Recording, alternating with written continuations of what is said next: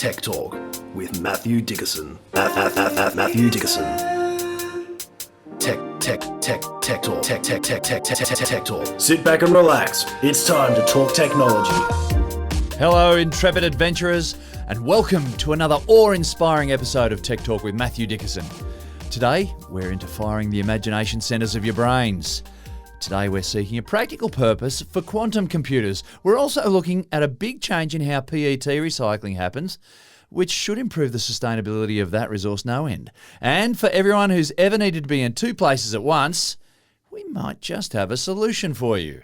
But now, clear a space and pull your stool into the circle. Here's the man with the stories we came to hear. It's Matthew Dickerson. What's been happening in your world, mate? Well, I'm very proud of myself, James. I've crushed the spirits of some kids in the last week. Hey, there we go. They need to learn the lessons hard. That's right, and I'm there to teach them, I tell you. There is a little concept known as the Science and Engineering Challenge. Yeah, University of Newcastle. Yeah, and they do Rotary clubs, yeah. Yeah, they do a fantastic job. You're right, there's a collaboration amongst Rotary clubs and university, and they go along and they have a range of concepts there where the kids get to think innovatively and think differently. And, of course, the favourite one, because it's very visual, is the bridge building. Yeah. You get given a range of balsa wood, a few materials, a bit of masking tape, some safety pins, not safety pins, normal paper clips. Paper clips, yeah. And just a few little materials there, and you're given the job of building a bridge. And, of course, then they have a trolley that goes across it and they continually add weights. And there's a lot of theatre behind it too. So it comes at the end of the day and everyone's got to test their bridges at the end. There is theatre. Because there's nothing better than seeing the bridge smash into the ground. And the people real go screaming. That's right, into the great hole below. There's also that amazing tension, like, is this trolley going to get over the top of it or not? Exactly. And when it does, a big cheer goes up, and when it collapses, a big cheer goes up. That's right, it's a cheer either way, isn't it? So I normally go along to participate and just encourage the kids, but I take a couple of engineers along with me. So we have the same materials as all the kids. But one of the things that I think is really clever in the whole process is that if two bridges, for example, have the same weight as they build up the weights across the trolley, if they get the same weight, then they weigh the two bridges and the lightest bridge wins. So the idea is to use as few materials as possible. Now, when I take a couple of engineers along, I say, ignore the weighing of the bridge. It doesn't look good if my bridge collapses. There's so much pressure. There's a lot of pressure. You cannot let these kids beat the adults. When you've got two engineers and myself, they're building a bridge. So I'm proud to announce that our bridge withstood the bridge buster, which is the maximum weight they have. Yeah. None of the kids' bridges survive the bridge buster, so we can cheer and say that we showed those kids how to do it. But I do like it because it is a bit of the theatre at the end, but also just the concept of here are your materials. That's it. You can't just go and get a bunch of concrete and pour into this bridge.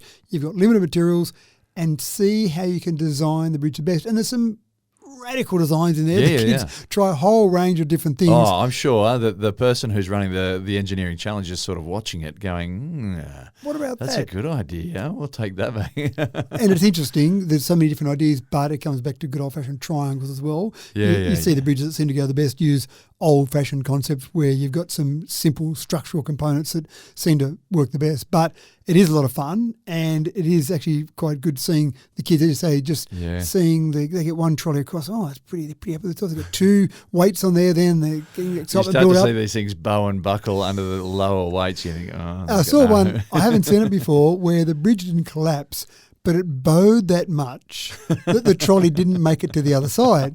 And the person doing the rules, so the kids are going, well, our bridge didn't collapse, and he's reading the rules saying that the trolley must make it safely to the other side. So they got to have a couple of goes at getting the trolley across, but each time it went across, they just kind of rocked back and forth. Sagged like a feathered down pillow. That's right. But it didn't break, so I was impressed that it didn't break. But it was if you were driving a real car across it, you'd have a fairly steep uphill on the other side. Well, I come from a family of engineers. I've got three brothers who are engineers. And, what I love about engineering is that there's a lot of calculations. There's a lot of maths that goes behind it. But there's also some tinkering. And I love that idea of, just play with it and see what happens. Yeah, I think you're spot on. How will this work here? And you don't really get a chance to do that in that particular challenge, but I'm sure in general, I mean, I know. In life. In life, that's right. You go and build it and you realise there's a chink in it. Well, we've got to fix the chink. How are we going to do that? Yeah. So there's a bridge, the good old what's the one that swings? The Tacoma Narrows you're talking about? I'm talking about the one that swung from side to side with the wind. Yeah, that's the Tacoma Narrows Bridge. There's black and white footage you can look up on YouTube of this bridge that, just resonant frequency of the wind as it was blowing through. And it was a fair sort of a showground ride. Yeah. Yeah. And so there's a perfect example of tinkering. They went, wow, we thought we made it strong, but again, you get resonant frequencies and you suddenly get some drastic results. Engineering is a cool thing. Yeah. Okay, folks, let's get cracking with the stories that we came here to tell. Well, these days, anything more technological than a blender contains a computer within it. And what good is a computer without a connection to the internet? Now, this story is going to do nothing to make conspiracy theorists comfortable, but have you ever stopped to think about the type of data that your car is accruing in your daily life? And who's it feeding that data back to? Okay, Matt, better get this over and done with. Exactly how cranky is everyone just about to get? Well, I'm going to go back a little step there because you did talk about the idea that everything that you buy has got a computer in it. I love my yo-yos, and I used to go in all the yo-yo competitions as a kid, and you'd rock the baby and do the trapeze and all sorts of things. And I actually bought a yo-yo recently, and it had a little disclaimer on there. I couldn't use the yo-yo until I ripped off the disclaimer that said that I am solely responsible for any damage that might be caused by the yo-yo. And I went, what has become of society? Yeah. But of course, was I going to argue with this legal document and legal tag on there? Was I going to not use the yo-yo because it had this? Of course not. In fact, I probably didn't read the whole thing. I just ripped off and started playing my yo-yo. Did you remember all your tricks from the 80s that you learned in like school? Well, I remembered them, but whether I could do them or not, that's the difference. Walking the dog and the three-leaf clover. Yeah, all sorts of fun things. Loop the loop, yeah. Yep. So I thought that's a bit crazy, but that's the world we live in now. When you get to the stage where you've got something that's actually got a computer in it, whether it be your washing machine or your fridge or your phone or your car, you see all these same sort of disclaimers pop up. And, of course, what do we do? Yep, okay, click on, I agree. You agree with the terms. That's right. You can read them all, or you can just click in the box. But the interesting part is if I read them all and I go, well, I'm okay with most, but clause 7, I don't like that. So can I just do a okay but? No, you don't get that option. It's either okay or you don't get it. Now, when you get your you've got a paperweight. Yeah, that's right. Well, in a car, you've got a big paperweight. Yeah. And so you get your car, you get your new car, and of course, most of them now have got all sorts of wonderful things they'll do. You click OK and on you go. But clicking OK, again, you don't get the choice to exclude some parts of it. Clicking OK can have some pretty drastic consequences. And there was a driver in the US, drove a Chevrolet owned by General Motors, and one time when he went to replace or renew his car insurance, he found he had a 21% increase in his premium. And he went, well, why is that? I haven't had an accident. You'd be filthy. Well, that's a fair increase. And so he contacted his insurance company and said, well, what's the go with this? 21% increase. And they said, well, we've analysed your driving behaviour and we think that you are a greater risk than we previously thought, so we've increased your insurance premium. What do you mean a greater risk? Analyse my driving. What are you talking about? What language are you speaking? And they said, we've got a 258-page report that detailed 6 months of your travel, 640 trips, and we found that sometimes you were speeding, you broke a little bit hard sometimes, you accelerated a little bit violently. So on this report, we think you're a higher risk, so your insurance premium's gone up. And of course, how did you get this data? What are you doing? I don't understand. Well, you agreed to give us this data when you got your new car. When you clicked on OK, I agree to all the terms. That's right. So it's pretty scary. Now, car companies, and that was General Motors, but many car companies are doing exactly the same thing. And the data goes to a data broker. So there's one data broker company that has a lot of these, but it's not the only one. So this particular company is called LexisNexis. No relation to the car brand Lexus, so it's Lexus, Lexis, LexisNexis. That's a bit cheeky too, isn't it? Well, possibly. I did wonder that myself, but I thought I'll leave that for the moment. So companies like Kia, Subaru, Mitsubishi, and obviously General Motors share their driving data with LexisNexis, presumably with the permission of all the drivers because they said okay to all those screens. And then if I'm an insurance company, I can come along to LexisNexis and I can say, could I buy some data of you? Certainly, we've got all this data. And I'd like some data on Matthew Dickerson. Sure, here's the data on Matthew Dickerson, away you go. So that gets pretty scary when you start to think about that. Now, it's insurance premiums today. And one of the things that I thought is, okay, if I'm an incredibly safe driver, do I get the call from my insurance company and say, we're really impressed with the way you drive. We're dropping your premium. Can you see that happening? No, I don't think so. absolutely not. This is an excuse just to. It does seem like it. It does, exactly right. So insurance premiums go up, go down, maybe not so much. So that gets a bit scary. But how long before we start getting a speeding fine in the mail saying your car data, the dobber, told us that you were driving at this speed, so or you swerved violently or you're driving dangerously. So you end up in a courtroom saying to the magistrate, a dog ran out on the road, so I swerved violently on the other side of the road and braked hard to avoid that it wasn't dangerous driving. It was either run over the dog or take evasive action. Well, we don't have the vision of the dog, but we have all the information about the way you drove the car. Now, I know in a couple of my cars, I've actually gone and downloaded the data that I'm assuming, but maybe incorrectly, has not been shared with anyone else, but the data on my car that I can go and see. And it's quite incredible. It tells me exactly how far my accelerator or brake was depressed at the time, how far the steering wheel angle was at any point in time, the speed I'm travelling at. So all of these different components of the car. Now, that's fantastic if there's an accident, so you can have that data there and see who might have been at fault in an accident. If you're a perfectly safe driver, you should have nothing to worry about. But there are times you might be overtaking and, for example, on a 110k speed limit road, there's someone doing 95 k's an hour. It seems safer to me to accelerate as quickly as possible around that car. Sitting on 110, if that's all you went to, you're spending longer on the other side of the road. So little things like that. It's still illegal to go over 110, but I'm sure many people would just go slightly past 110 to get around that car. Imagine if every time you did that, there was some alert that went off to your insurance company or the police to say, Mr. Dickerson just went over the speed limit again. So it's pretty scary. Now, I suppose there's a couple of things here. One, we should be more vigilant about those different warnings. But can we actually do something about it if we don't like that? Or do we just have to say we'll suck it up and live with it? Now, some companies, I know Tesla, for example, does have the option to say share your data or don't share your data.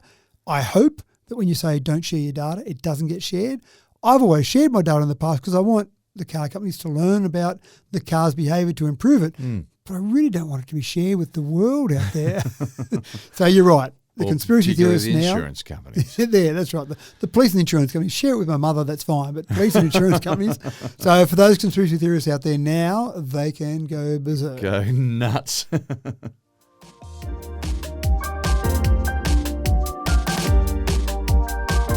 Airbnb has revolutionised the short stay market over the past 15 years or so. Staying in a stranger's home was a bit weird the first time, but it's the new normal for many families on holidays these days. But a couple of dodgy cases with hidden cameras really tarnished the game for a while for Airbnb. There came a very weighty obligation to maintain privacy for the guest and integrity for their business, which is not so easy when you're running their business on, or when they are running their business on other people's turf.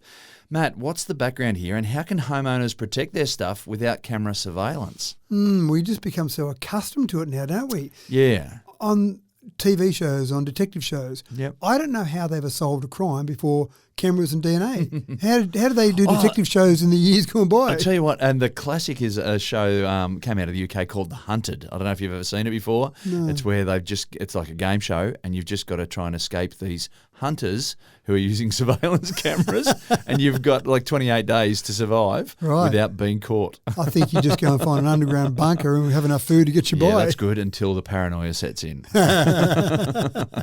It's a great show. Anyway, look, we're not here to promote TV shows. This is a really interesting concept. They've got to protect their stuff, but now we've got these privacy issues. And I actually think it works in both ways. If I go and stay on Airbnb and then I have a lovely time there, stay there for a couple of days, weekend, whatever, and then I get a message back from the host to say there's damage. Yeah, actually, it looks like the TV's damaged or there's a great big hole in the wall or whatever. Well, I didn't do it. Well, you stayed there and when you moved in it wasn't there and you moved out and it was there. Well, can you show on the CCTV where I did that damage? Because maybe it happened afterwards. Maybe the cleaner did it or whatever. I've got no protection then if I've got no cameras. Not a lot of Airbnb hosts have been putting cameras inside the houses, but some have. But I've heard some dodgy things about them being put in private places. Correct. Yeah. And that's the problem. I think I don't have a problem at all if someone's got a camera. If I'm in an Airbnb, they've got a camera in the kitchen. I'm a little bit more concerned if it's in the bathroom, but to be honest, if they want to look at me naked, then good luck, knock yourself out. But watch you doing your dance in the nude. Anyway, sorry. That's right. bathroom, bedroom, obviously that's where some issues have occurred. Now, the rules with Airbnb have been, no, you can't have it in private areas. You've been allowed to have it in common areas. But because some people have still had it in some of these areas, Airbnb have said now, from the end of April, 30th of April is the deadline, no more cameras anywhere inside an Airbnb. And that's worldwide. That's worldwide. They've just gone, that's it. We're over these idiots out there. A minuscule percentage of people would have taken advantage of this or had cameras where they shouldn't. So we're over it. Just blanket ban. Now, But how hard for them to police that when it's other people's homes? And it's really hard. Yeah, they're not sort of checking out people's homes when they're doing this. No, but they're relying on the guests there. And if a guest finds a camera, sees a camera, suspects a camera, they're relying on them to report them. And then, of course, they can be suspended from being an Airbnb host. But there's a lot of other casual stay companies out there. So you move on from Airbnb to the next one. Again, if you're really this way inclined, if you're really trying to set up a camera somewhere, you'll probably work out some other way to get around it. But I think it's interesting. Now, outside, they've said, fine, you can have cameras outside. Around the home, you can have a doorbell with a camera, as long as none of those cameras even glance into a window from the outside. So have it on the outside of the house. And let's face it, if someone's breaking in, that's better. But if I'm a guest in an Airbnb, I kind of feel a bit more comfortable that there's some cameras around the outside because someone's less likely to break in while I'm there, for example. For sure. I remember staying at Airbnb in France, actually, and I sometimes, and I was this time, sometimes actually carry my own little security camera where it's just an internet-connected one with a SIM card, and you just drop it in the apartment. You're staying in there, so you're getting alerts if anything happens in there. And I felt a bit more comfortable about it this time because the neighbours in there, talking to them, they were in a bit of a panic and they had the door open when we walked up and just chatting to us. They'd been broken into, had their passport stolen. So pretty ugly scenes when you're overseas with no passport. Right. So it's scary. One thing that's interesting, so privacy advocates have said this is fantastic. They've applauded the move, but I've read that and I looked at a few different reports on this and privacy advocates. So who are privacy advocates? Can I just say I'm a privacy advocate? Is that my job title? Or? No. What's the opposite of being an advocate? I'm against privacy. That's right. So I don't know who privacy advocates are. I don't know how you become one. Is there a job application? Yeah. Job wanted. There's a badge. Maybe that's right. I get to go and show it off to people. But privacy advocates have applauded the move. There is a thing called the Surveillance Technology Oversight Project, acronym STOP, a civil rights group, and they've praised the policy as well. And they are a serious civil rights group because they've got an acronym. So they've thought about it. They haven't just gone, let's get together and call us a privacy advocate group with no really good sexy I wonder name. how they came up with that because they think of the word stop and then go, we've got to fit words to meet this acronym. Or they may have, and then that's called a backronym. A backronym. When you come up with the acronym first and then come up with the words to match, that's a backronym.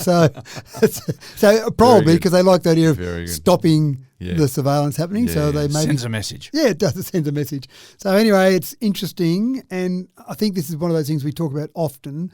Legal frameworks in various jurisdictions are evolving to address the technology. We didn't have to worry about this a decade or 2 decades ago. People didn't have security cameras everywhere because they were too expensive. Only really the Prime Minister's or the President's apartment or lodgings had security cameras. It was a bit flash when you saw a security camera. You go, who lives here? The President? Well, actually, he does. So you've got that. I think Airbnb's only been going for about 15 years, maybe a little bit longer than that, but yeah. Probably right. So they haven't been around that long, but now it's just so easy. The cameras are so good and the quality's so good and they're so cost effective. Anyway, this is the changing world we're living in there. I'd like to know, I should do some research one day and find out how many security cameras have been sold across the world because it would be a staggering number, surely.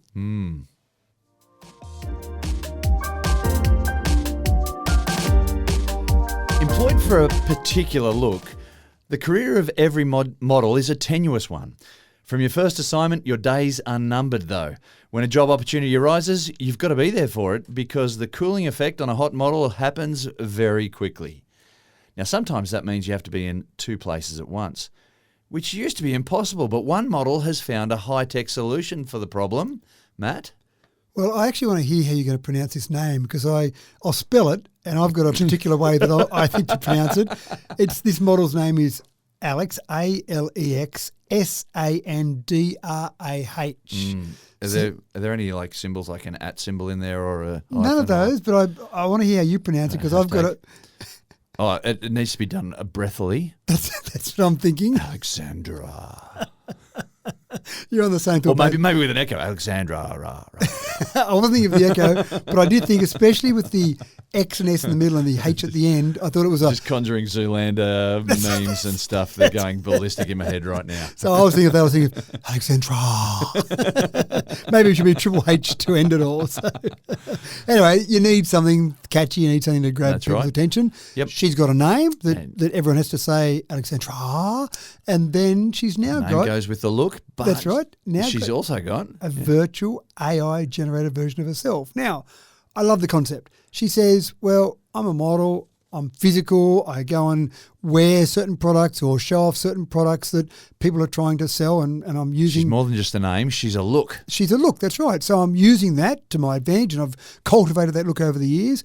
But she's worried about the future of her career with AI. Now, we've already seen some examples. Levi actually got... not a little bit of trouble, but certainly a bit of discussion around Levi when they used purely AI-generated models for some of their jeans they were selling. People weren't overly impressed with that. So she said, if you're going to use AI, why not use not just a random AI nobody, why not use an AI version of Alexsandrah? And that seems like a much better option. So her idea is it's a safety net for her future. She can offer her services via a virtual version. So, for example, they need her in Paris to advertise a product, chewing gum. Say, for example, I don't know, model chewing gum, but a packet of chewing gum in a picture that's going on a billboard.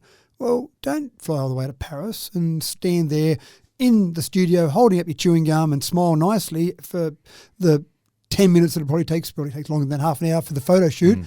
Just use the AI version of her and have the chewing gum photo taken with the AI version. So she still gets paid some money. Yeah. Probably not as much as if she went there physically. I was going to say, rather than getting the full $1 million for the 10 minutes, that she might only charge $500,000. Exactly right. The studio or the company gets to save a bit of money because they're not paying the full price.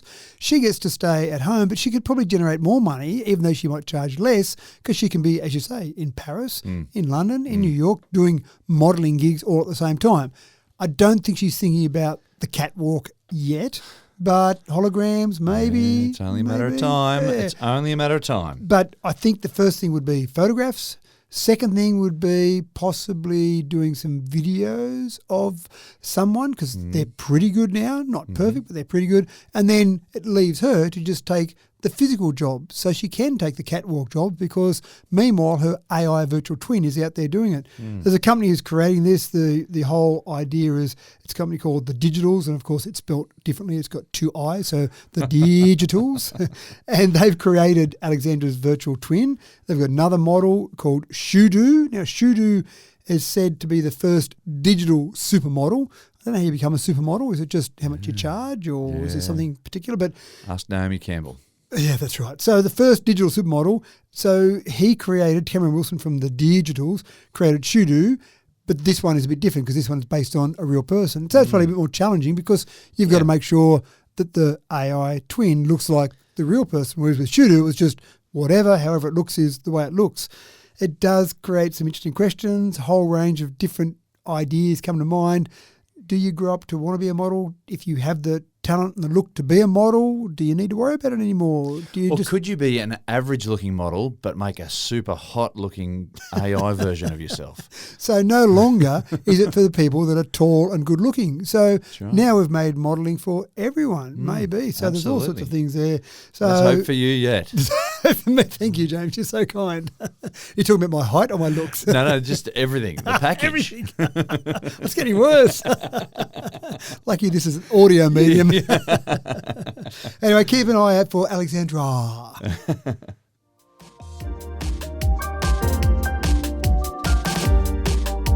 Now, you may have heard quite a bit about quantum computers in recent times. Their potential to increase processing power is enormous and may totally revolutionise how computing is done. That being said, the development of quantum computers has moved faster than the need for them. It seems that we've an astounding tool now with without an actual practical purpose at this stage. This is a bizarre conundrum, Matt. So Google have launched a competition to find a purpose for quantum computers, beyond playing the most hyped up game of Call of Duty you ever saw? You got any ideas? I've got some ideas. I'm not going to talk about them though because there's a $5 million prize pool after the show. That's all right. We'll get together and throw around some of those ideas. So, yeah, you can play some awesome COD games, maybe some awesome Minecraft perhaps. And I'm not sure, but I reckon they're looking for something a little bit higher level than that. They're trying to use something that could change the world maybe, and maybe Call of Duty does that. But it is interesting. And just let me go back a second. I do like to just use this little example of quantum computing if people aren't really aware of what it is. And it is complicated. Most people are understanding of the 1 or 0, the binary nature of computers. And I think about a coin, flip a coin in the air, it's going to land typically head or a tail. So it's a binary outcome. The quantum computer Just while you're on that, you know there are 10 types of people in the world. Those who understand binary and those who don't. Thank you very much. Keep going. So you flip the coin in the air, and while it's in the air, you could think of that coin as being heads and tails at the same time while it's in the air, because it's not either head or tail. Lands on the ground, that's when it's a head or a tail, so 1 or a 0. Quantum computing is a bit like when the coin's in the air. It's ones and zeros at the same time. Wow. So it increases the computing power incredibly. Harnessing that is a challenge, but so far, any quantum computers that have been created have been used to solve abstract, difficult, incredibly difficult mathematical problems. So they can say, look, there's a supercomputer that took 10 minutes to solve that problem. My quantum computer did it in 5 seconds. But it's not really that practical. It's showing off how fast you can add up some numbers, but maybe a bit more complicated than adding up some numbers, but showing off how fast. So now what Google, and there's a company called X Prize that they've engaged to run this competition, they've said, let's see if we can get some real world applications. Maybe not Call of Duty, maybe not an abstract mathematical problem. How can we come up with things that we need to solve, that you need the power of quantum computing to solve that? So they want to see some new algorithms, for example, that address real-world issues that you need a quantum computer to solve, not just something where a supercomputer could do it in 10 minutes. Well, let a supercomputer do it. Yeah. What are some things that are really difficult to do that you need a quantum computer to do that? And, of course, the first things I think of, I will share my ideas, climate modelling is incredibly complicated. Can you come up with something where you use climate modelling and you need that power of quantum computers to really analyse that and just then tweak some variables? If we have the temperature of the Earth go up by 0.5 of a degree, tell me in 50 years' time what that's going to do to the population of whales, for example. Get down into that nitty-gritty. But I'm sure everyone else is thinking about that sort of climate modelling. They're probably looking for other things. How can we come up with something that benefits society out of this wonderful quantum computer? Is it really just a mine's bigger than yours sort of competition with quantum computing, or can it get to let's solve some problems? I wonder what it can do for early diagnosis or treatment of things like the brain diseases that we're learning about, with Alzheimer's and dementia and whatnot, and the cancer. We've got some big things that we'd love to solve. So medical issues. So you talk about lots of different things. Dementia, absolutely right. When we think about dementia or Parkinson's or Alzheimer's, they're diseases we're getting because the medical system is keeping us alive longer. You didn't have much dementia when the average, go back a century, the average life expectancy was 50. Yeah. But now the average life expectancy is maybe 75, 80. We're seeing a lot of dementia. So those sort of health issues, absolutely. What about energy? Some of the energy problems we've got to solve across the world. Yeah. Environmental conservation. Your favourite is going to be material science. What sort of problems can we solve with material science? You talked about engineers at the beginning of the show, tinkering. Well, imagine the tinkering power in a theoretical sense. You throw a problem at a quantum computer about material science, let it go through and test in a theoretical way a whole bunch of different combinations of products to find a material that should have properties that are better than other properties. So I was actually thinking that maybe we could just pick the lottery numbers for next week. Is that good enough? I wouldn't need the $5 million prize money, though. If I could just do that each week, I think I'd be okay. So there are some big issues we could do. We've got teleportation. Oh, why not? Yeah. Why not? Absolutely. Well, we dreamed it up in Star Trek or whatever. Now we could probably, I wonder if we could do it. So apparently it's not about being able to get particles to move. We've been able to move particles across space by teleportation. It's just about rearranging them when they get there in the right way. Well, it's probably both ends, isn't it?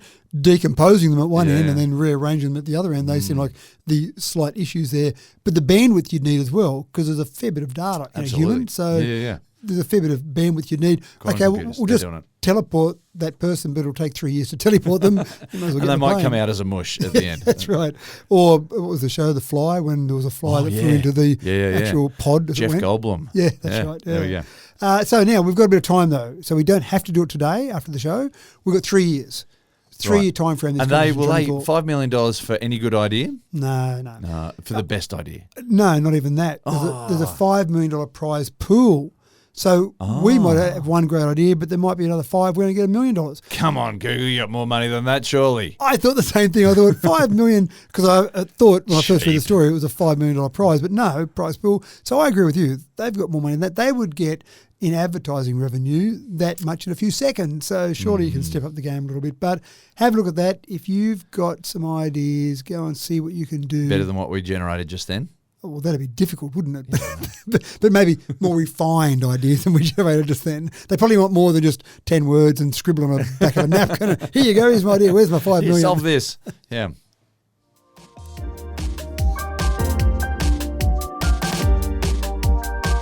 In an age where sustainability is a marketable quantity, the plastic recycling industry has come under fire for its inefficiencies and its shortcomings in some cases.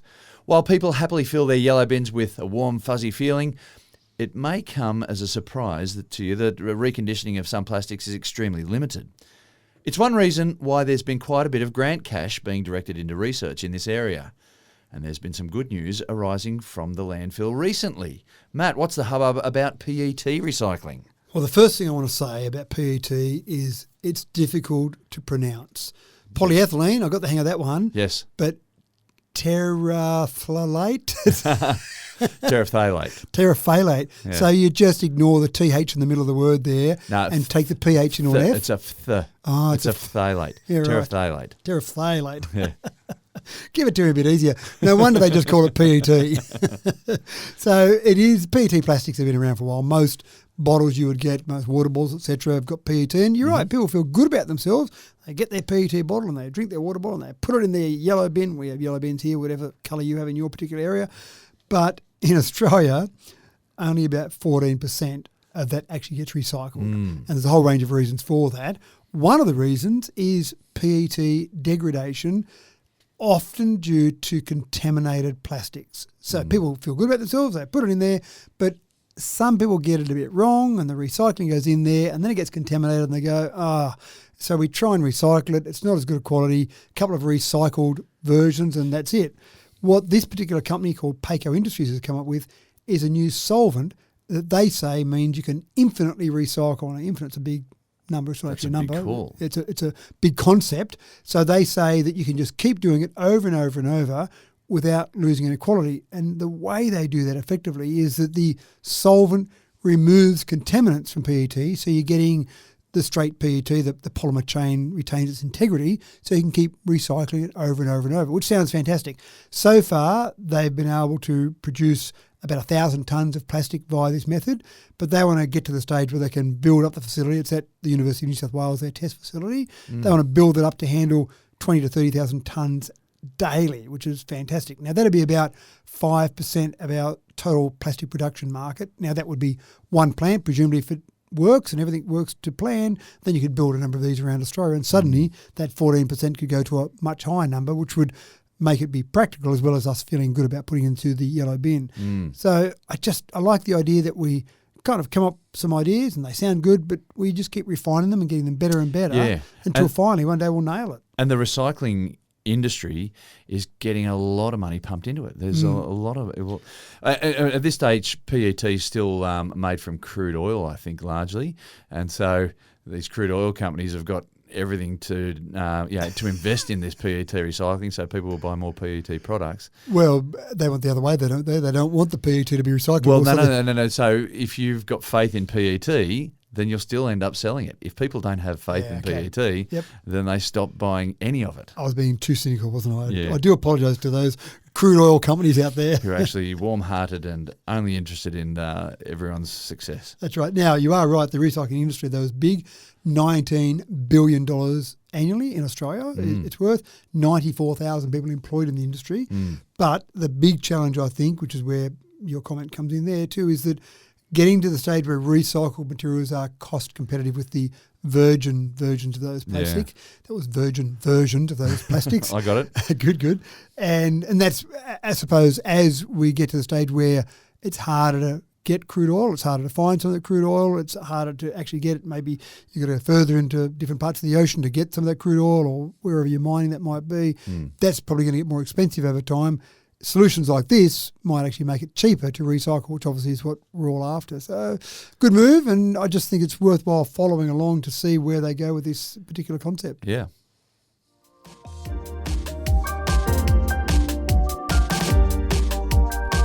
In the world of solar cell technology, the holy grail is improving the efficiency while keeping the prices down. There are panels that have been developed with over 40% efficiency, but folks, they are prohibitively expensive to say the least. The panels on your roof, they're probably a smidge over 20% efficient. So when a company is able to develop a product with efficiency approaching 30% at a marketable price, that constitutes some big news, folks. And Matt, there is some big news coming out of the National University of Singapore.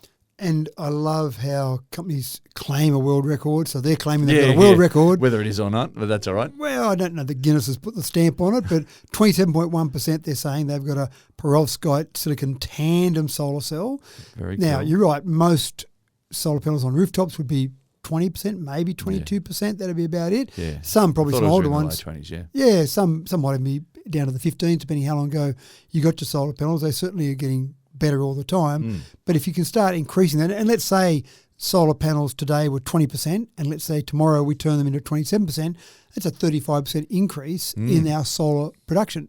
Have all the same solar panels. Now, I realise you're not going to go and replace all those tomorrow, but if you had the same surface area of solar panels, suddenly you're getting a 35% increase in the amount of power that we're generating.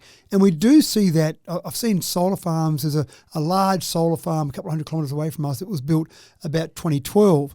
And there's another one not that far away from there that was built a couple of years later, and it was essentially half the size in terms of the number of hectares it was taken up, and the power production was more. So in a space of about 3 or 4 years, Yeah, isn't it amazing? they hadn't quite doubled it, but they'd certainly got to the stage where they'd increased the efficiency quite dramatically. That's going back a few years, but here we are now, 27.1%. So that's pretty exciting. They actually think, the university researchers said that they think using this same concept that you can get to a 50% efficiency. Now, that's a big claim. Yeah. I'm not convinced they'll get there in the They want to immediate sell short a term. patent. That's what they want to They do. probably do. That's exactly right. But when you consider the amount of solar energy that hits the Earth, so at the equator at midday, you get approximately 1 kilowatt of power hitting the Earth per square metre. So you apply that now. Again, that's at midday at the equator. So you apply that as you go around the Earth and you apply that at different times of the day. We've got a lot of solar energy that hits this Earth. So you don't really need to get that efficiency much higher. And I wrote an article, it must have been 15 years ago now, that talked about all we needed in Australia for all the power we needed for our production, and this is going back with older efficiencies, was 1,000 square kilometres. We've got 7.6 million square kilometres in Australia. Find 1,000 square kilometres somewhere of solar panels. That's it. We've got all the power now. I'm ignoring the night time. I'm ignoring transmission, all the rest of it. It was just a thought experiment. How much will we need? What surface area will we need? So it's not much in the whole scheme of things. I say not much. That'd be a big chunk of solar panels, 1,000 square kilometres. Yeah, absolutely. But when you start to get to the stage where you're getting 27.1%, that's pretty exciting. So they're using multi-junction solar cells. They've got layers of different photovoltaic materials. So they're investigating different ways. And they've tried some of this before. Typically, they've used bromide, though, in between these layers, which has been a bit limiting. They've actually changed to using cyanate now, and that seems to have been the big breakthrough and getting the cells to work with that. So it sounds to me like there's a fair bit of change happening there, and things that we accepted as the norm or the best way to do it, that's constantly changing, as happens with science.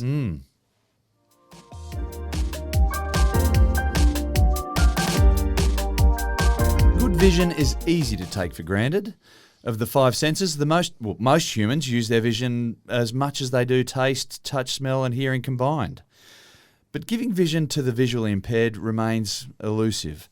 While bionic vision is still a Hollywood dream, we're getting closer, Matt. We are getting closer to some sort of bionic vision, but no, not necessarily bionic. We're getting Glide, the guiding robot. And it's something that's quite interesting. when you think about a guide dog, and guide dogs look lovely, and I've seen people using guide dogs. Most people don't put a cost associated with guide dogs. $75,000 is what it costs to get a guide dog from a puppy to actually being able to be used in the real world. So that's a big deal. And not all guide dogs. So you get a litter of pups and they go into a guide dog school. I don't know what it's called, but guide dog school sounds good. And not all of those pups are good enough to use. That's right. So it's quite expensive. Now, this particular company called Glidance, Glidance, the CEO is visually impaired himself. No surprise there that people like to create things to solve problems that they're acutely aware of. So he's created Glide, the guiding robot. It uses sensors and cameras to detect obstacles and guide visually impaired people around. It's a bit like a vacuum cleaner. It's got wheels and it moves around, 1.5 kilos in weight, and basically it'll help you move around in terms of a normal environment. Still not as good as a guide dog. Stairs, it doesn't do stairs. It's like a Dalek. It's like a Dalek. It falls over stairs. If you tried to use it out in the real world, if you didn't have places in the footpath to go down to a roadway, again, that'd be a problem for it. It can't just drop off the edge of a footpath. So guide dogs inherently have got nature on their side, but this is a good step. It must have been impressive because Stevie Wonder, the very famous artist, launched this at the Consumer Electronics Show in Las Vegas. Very good. So he must have been impressed enough with it or was paid enough money to do it. But it's something that you've got a spontaneous mode, you've got a directive mode. So spontaneous is just move me around where I need to go. Directive says, I know the layout of where I'm going, take me around that area. But we still, I suppose, are progressing there. So maybe not a bionic eye, but getting to the stage where we're using some technology to help people around the visually impaired, because there are 253 million people around the world with visual impairment. So if you can crack that nut and come up with some sort of solution for them, you're probably going okay. Quantum computing? Maybe. There you go. They just keep rolling out, James.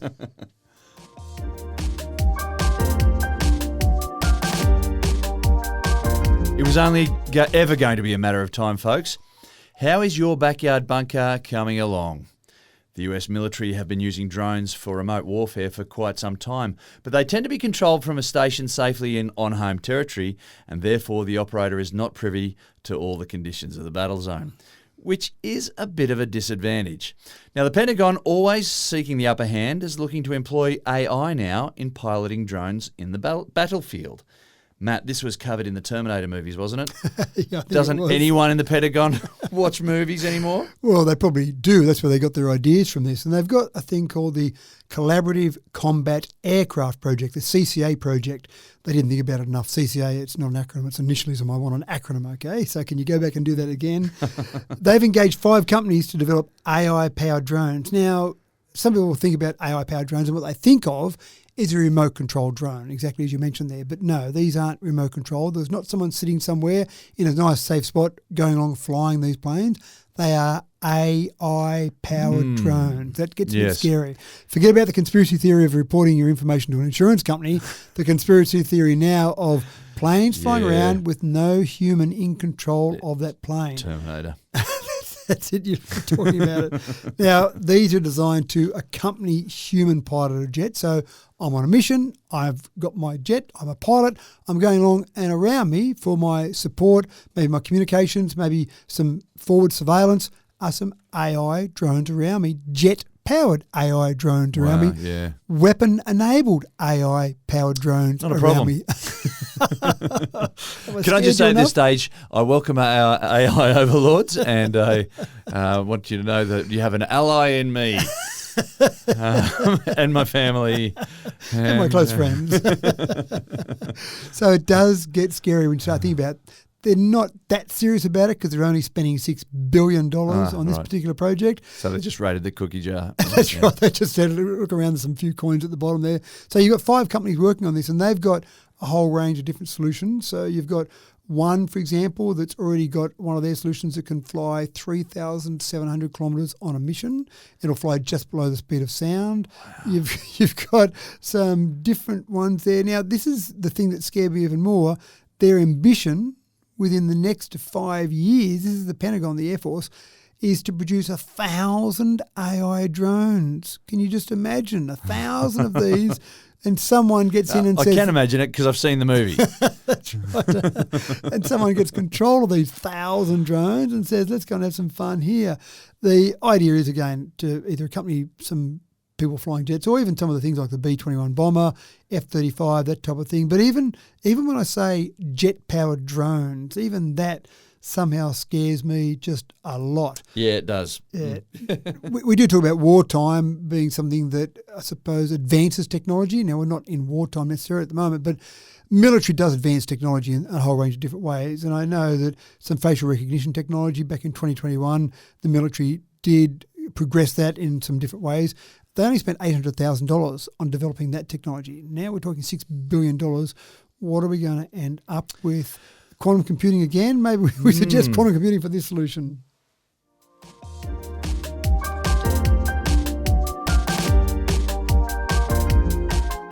And while we're causing a stir about AI, this next story is unlikely to make too many people any happier. Matt, in the interests of keeping people informed without promoting an absolute tosser, one particular idiot has decided to soup up some of Hitler's speeches using AI. I guess that's one way to disappoint your parents. Yeah, and it's interesting. I'm in two minds about this. Obviously, we want to learn from history. We want to learn from the things that happened in the past. And so Hitler's famous 1939 Reichstag speech is something that is in German because Hitler was speaking in German, and people look at that and translate that, and basically the beginning of World War II, if you like. So some people have taken that speech and they've used AI to translate that into AI and then have it done, translate that into English, not into AI. Used AI to translate that to English, and then you've got Hitler delivering the speech with all his passion, with all his verve, and calling to arms, literally, and doing that in English. So my first thought was, why are we doing this? Why are we even thinking about getting this up and letting people listen to it? But again, then, okay, maybe some people now in our youth, if you like, maybe don't know about the terrible crimes committed by Hitler. So maybe looking at this and actually learning what happened after this speech, that isn't such a bad thing. But of course, some people use it in different ways. I've actually said that because I really do enjoy watching good speeches, like good orators at their job, like Martin Luther King.